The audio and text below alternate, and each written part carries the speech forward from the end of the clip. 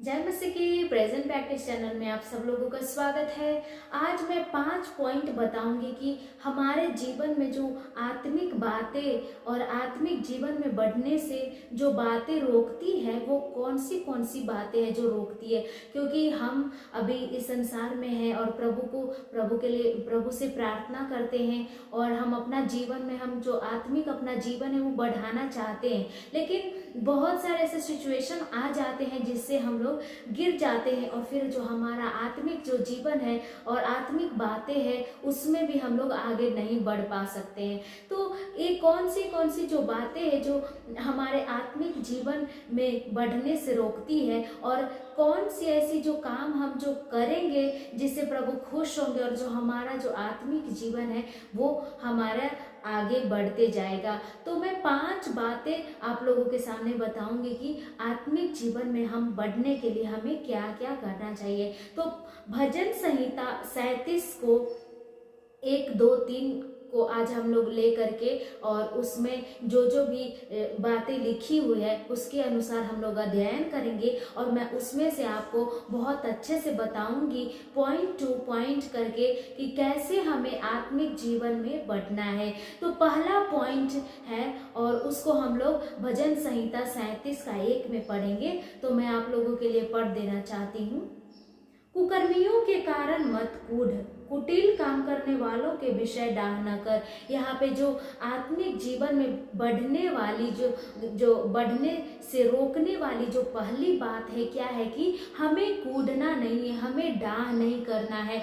यहाँ पे जो दाऊद है जो इस सामिस्ट को लिखा है वो ऐसे बोलता है कि हमें कभी भी किसी के लिए जलन नहीं रखना है, या फिर यदि हमारा फॉर एग्जाम्पल के लिए यदि हमारा भाई है या फिर बहन है या फिर हमारा पड़ोसी ही है, यदि हमसे आगे जा रहा है या उसके फैमिली भी आगे ही बढ़ते जा रहे, तो उसके कारण हमें ये नहीं कूदना, अपने मन में ये जलन नहीं रखना है कि मेरे से ज्यादा वो कैसे बढ़ते चला जा रहा है। यहाँ पे जो कूदने और डाह करने से क्या होता है कि हमारे अंदर बुराई को उत्पन्न करती है। यदि हम कूदते हैं किसी को देख करके या फिर डाह करते हैं, जलन रखते हैं, तो हमारे अंदर से पाप को उत्पन्न करता है, बुराई को उत्पन्न करता है और उसके कारण जो हम लोग क्या करते हैं, परमेश्वर के नजर में हम लोग पाप कर देते हैं और फिर उससे हमें ये हानि होती है कि हमारा जो अपना जो आनंद जो प्रभु यीशु हमें दिए हैं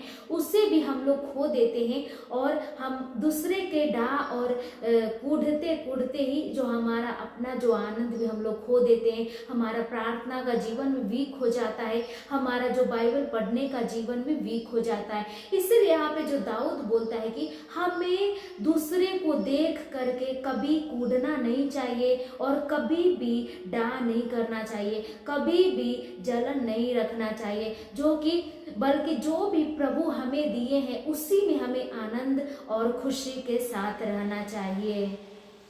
और दूसरी पॉइंट को हम लोग देखेंगे तो वही भजन संहिता 37 का 3 में ऐसा लिखा हुआ है, यहोवा पर भरोसा रख। हमारा जो भरोसा है कहाँ पे है? क्या हम अपने परिवार के ऊपर भरोसा रखते हैं या फिर अपने जॉब के ऊपर भरोसा रखते हैं या फिर जिससे हम बहुत ज़्यादा प्रेम करते हैं उसके ऊपर भरोसा रखते हैं? यहाँ पे जो सामिस्ट जो दाऊद है वो बोलता है कि हमें हर एक परिस्थिति में, चाहे खुशी हो, दुखी हो या फिर कोई भी मुसीबत हो, संकट हो, क्लेश हो, हमेशा हमें यहोवा पर भरोसा रखना चाहिए। यहाँ पे मैं आपको एग्जाम्पल के द्वारा बताऊंगी। यहाँ पे यूसुफ को हम लोग ले सकते हैं एग्जाम्पल में कि उसके परिवार वालों ने भी उसे छोड़ दिया, उसके भाई लोग ही उसको मारना चाहते थे और उसको मिस्र देश में बेच दिए। लेकिन यदि वो यूसुफ यदि वो अपने पिता के ऊपर भरोसा रखता तो उसका पिता भी देखिए कि वहां पे उसको बचा नहीं सका, उसका भाई जो बिन्यामीन है वो भी उसको बचा नहीं सका।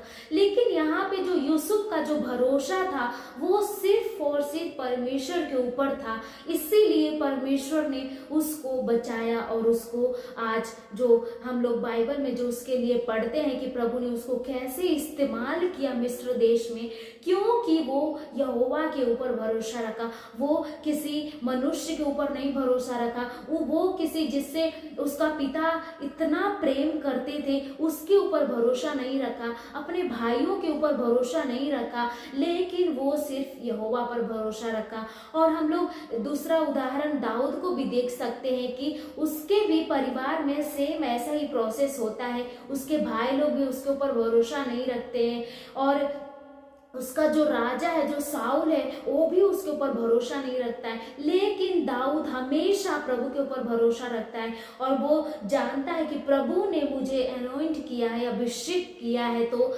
हमें प्रभु ही बढ़ाएगा।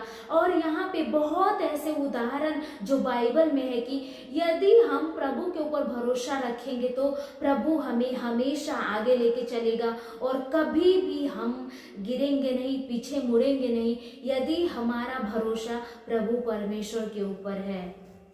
और तीसरी पॉइंट है उसी में भजन संहिता 37 का 3 का आगे में जो हम पढ़ेंगे तो यहाँ पे लिखा है कि और भला कर, यहाँ पे यहोवा पर भरोसा रख और भला कर, हमें हमेशा भलाई करना है।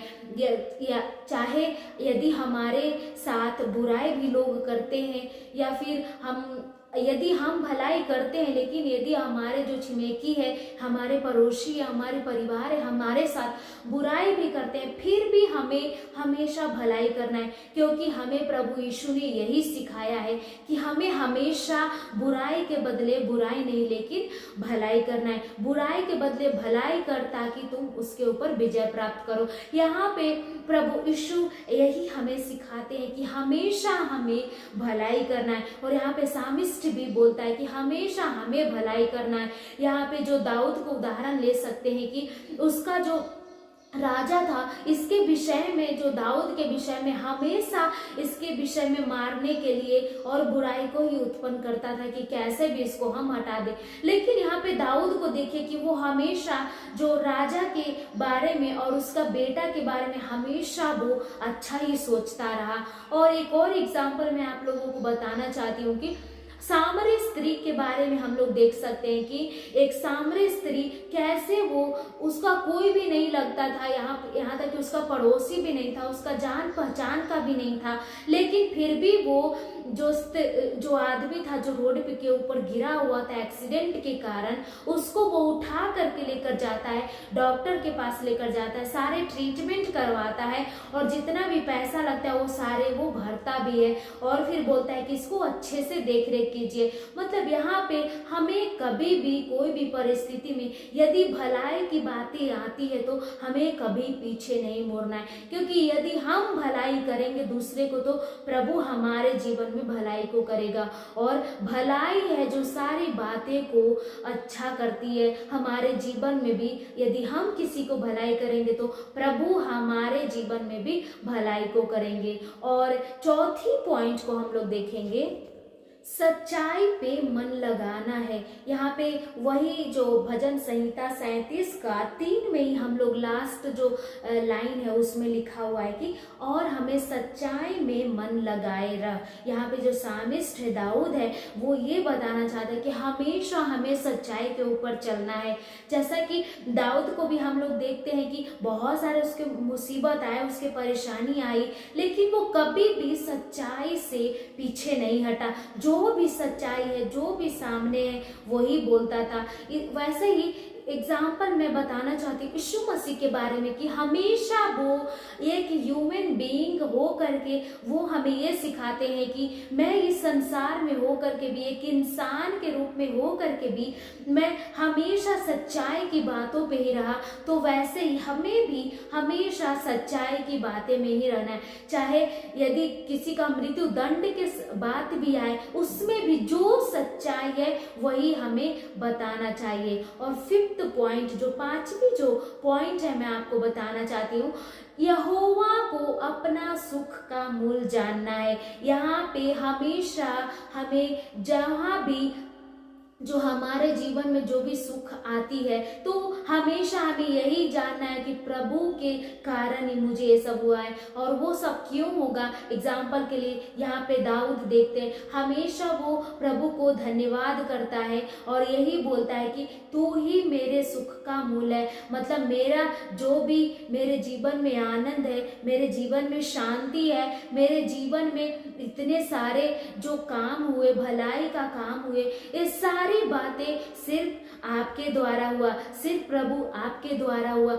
यदि हम हमेशा प्रभु को अपना सुख का मूल जानेंगे तो प्रभु हमें और आगे आगे बढ़ाते लेकर जाएंगे। तो मुझे विश्वास है कि इस भजन संहिता 37 का 1, 2, 3 और 4 में जो 5 पॉइंट को मैंने बताया उसके द्वारा आप लोगों को आशीष मिले और प्रभु आपको और अपने वचन की गहराइयों में और लेकर जाने पाए। प्रभु यीशु आप सब लोगों को इस वचन के द्वारा आशीष दे।